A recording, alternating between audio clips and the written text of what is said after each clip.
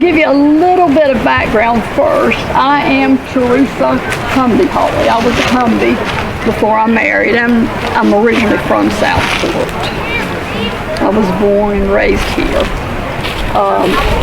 Katie Cox is my grandmother. So that's how all of this is related here. So I'm going to try to portray her the best I can. If she was standing here today, she would be 128 years old. So as Katie, I'll start with, I was born and raised here in Southport. My father was George Holland Piver, and he was a riverboat pilot. My grandfather was a riverboat pilot. My great-grandfather was a riverboat pilot. My mother is Minnie Ola Westcott. And the Westcotts started quite a few Baptist churches. Bethel Baptist was one of the Baptist churches in the area that was started. It's out on 211, and that's not the original church for Bethel Baptist. Being raised here, we had a big family. I had 6 sisters, and I had 3 brothers. I had no idea how my mother did it. But I would soon find out after 2 marriages, and I ended up having 10 kids. So I had a lot also.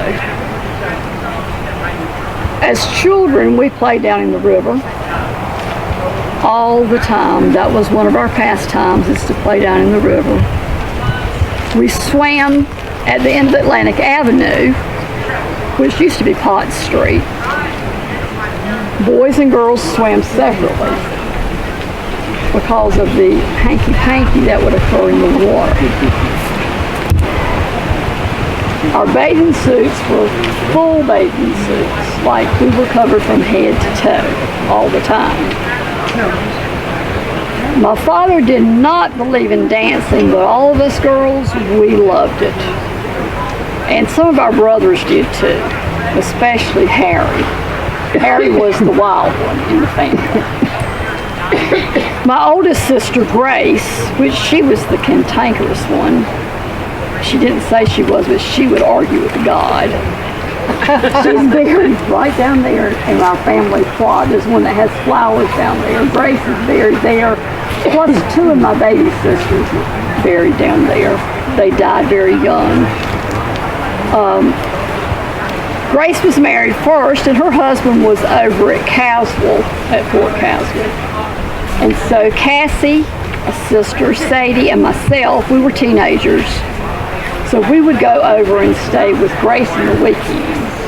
And during that time when the soldiers were there, we enjoyed going over there to see these good-looking soldiers and going to ball games, but also going to dances. If my dad had known, we would have been torn slap up. But that's the way I met my first husband, Robert. Robert was the best looking thing I had ever laid my eyes on. He was 8 years older, and that was just it. I was in love. He was in love with me. He was from Virginia, and how that was going to work, I do not know. But every time I could get in a boat and get over to Caswell for a dance, I did it. And I just said, I'm going to go stay with Grace. And my parents thought it was so sweet that I wanted to go stay with my sister and help her out with her baby, or babies at that time, over at Caswell. And I did. But it was just to see Robert. So Robert and I got married in 2013, in August. This was not 2013. That was a long time ago. 1913, excuse me. But then that was during his first enlistment. And then in October of that year, He was out of his enlistment, and we moved to Richmond for him to find a job because he could not find a job here in the Southport area. So his family was in the Richmond area, in the King County, Virginia area. And I loved his family. We stayed with his mom and dad, and they helped me with our firstborn, Latney, that was born in Virginia. And they loved Latney. They helped me to become a great mother. But in the spring of that year, Mr. Farmer decided that we were going to return. He was going to re-enlist, and so we returned back to Southport for him to be stationed back again at Fort Caswell. So over the next 3 years, we were here in Southport, and that was fine because my family was here. His family missed us tremendously, and we only saw them if they traveled here by train or we went there to see them, and that was not often at all. Robert would come over here to see me and the kids whenever he could get leave. We had Margaret and Robert Jr. were the two additionals that we had in our family. So we had 3 kids, and we were very happy. September was the last time that I saw Mr. Farmer. We waved goodbye to him as he got on the boat and went back over to Caswell. At about that time was when the Spanish flu had hit. And unfortunately, October the 1st was when Robert became ill with the Spanish flu and was put into the hospital over at Fort Caswell. 500 men were taken ill with the Spanish flu at Caswell. 8 died, and Robert was one of those. So Robert, the next time I saw him in a casket draped with a flag. I was 24 and had 3 children, a 4-year-old, a 3-year-old, and a 1-year-old. But with the support of family and friends and all the Southport people, we were doing fine. I baked and sold bread in the local store, and that helped to make ends meet. 5 months later, when the second bout of the Spanish flu came, all 3 of the children were taken ill.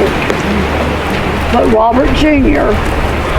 was the worst, and he came down also with bronchial pneumonia, and he passed away. I was unable to even go to his burial because I had to stay with Margaret and Latney at home because they were so sick. I thought my world had come to an end, but again, God will make a way, and life was okay. We made it through. God, family, church, and friends, and all the Southport people helped us through all of it. And then Marcellus comes along. We ended up, my sister, Cassie, was teaching lessons, piano lessons, to his sister Olivia. And one day Marcellus came to pick her up. And he saw me, he said, and fell in love with me. It was love at first sight. Well, I didn't think so. I was not looking for a man, but apparently he was looking for a woman. Because who wanted a widow with 2 kids? And over time and years, we ended up falling in love and getting married. We lived on a farm. He worked with the railroad and had worked with them for many years. And we ended up having 7 kids. So altogether, I had 10 kids. We loved a big family. It was exciting. All the kids were musically inclined. Every night we had, after we did chores on the farm and we had our supper, I sat down at the piano and we sang. And that went on every single day. We were very busy around the church there at Bethel because it was on our land. Either myself or Marcellus or both of us would also make sure that the fire in the stove at the church was lit so that there was heat in the church each time. And the kids just loved it. If the church doors were open, they were always there. I always did all the little plays and the little singing that the kids did at the church. We did that. And after Marcellus died 1 year before his retirement, after he died, I ended up moving to Southport, to 708 North Atlantic Avenue. And that's where I ended up dying. Right there at my house, and I stayed there. I did not have to move from my home. I was right there in my bed, had eaten my breakfast, and I died with a smile on my face. So I got to see my youngest son married. I got to see his firstborn, which I wanted to do. I got to see Teresa married. I got to see Teresa's firstborn. And when I held Teresa's firstborn, I said, I'm ready to die. And then 5 months later, I did. Thank you.